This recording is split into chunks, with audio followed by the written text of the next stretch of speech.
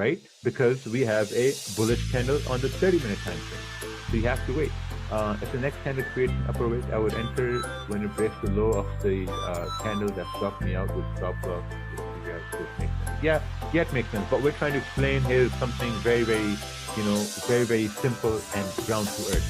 So let's see what the next candle does. So the next candle, it basically breaks the low and continues moving down, right? So this is why you're waiting for price to break the low of the previous candle. Of course, you can enter when price is retracing, but you need confirmation.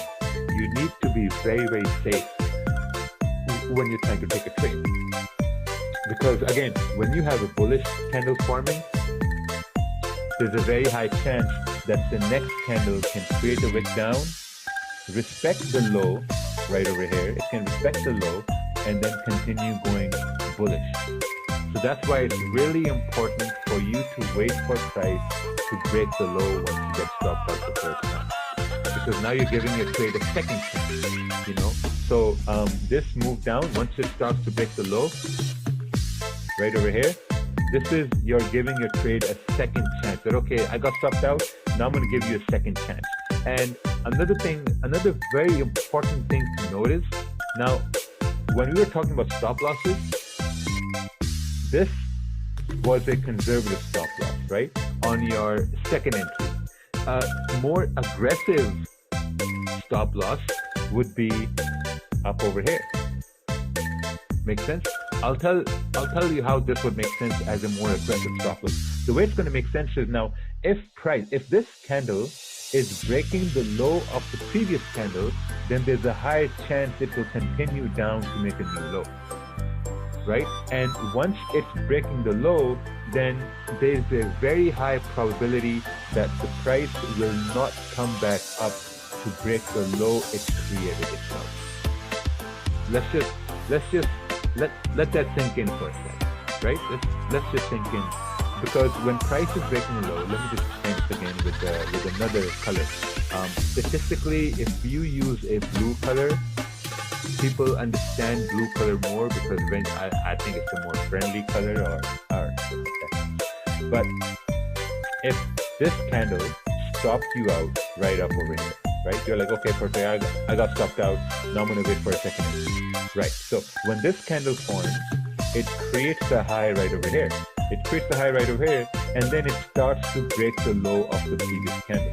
When it starts to break the low of the previous candle, now you're anticipating price to continue moving bearish without coming back up to retest the high it created. So that's where you're going to have an aggressive stop. Right? This is going to be an impulsive entry where your stop is going to be above the current candle that is breaking the low of the previous candle. This is really, really, really important. So you can watch this over and over again and try to just see how it works. So we're going to go over to the next example here in the next slide. Let's see what happens here. Oh yeah, see, it then starts to come up because there was support over here, and then it does this dance. All right. This one right over here, right? We have bearish movement. We have a bearish candle closing with a smaller body, and we have all this clean traffic that came up, right? So it makes sense for a price to continue on down.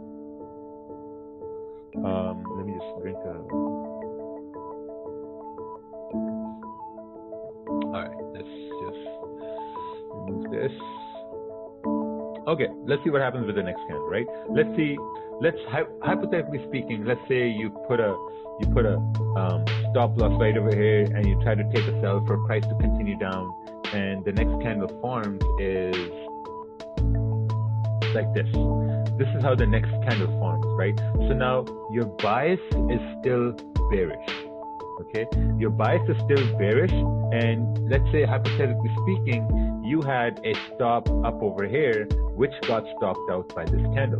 So now you're like, oh man, now what? You know, we got stopped out, price is probably creating a support. Now what I'm going to do is I'm not going to change my bias, right? This is really important. You're not going to change your bias. You're going to keep the same bias. The one problem people make is when they get stopped out in a sell, they just switch to buys, which makes no sense, man. It makes no sense. Why are you changing your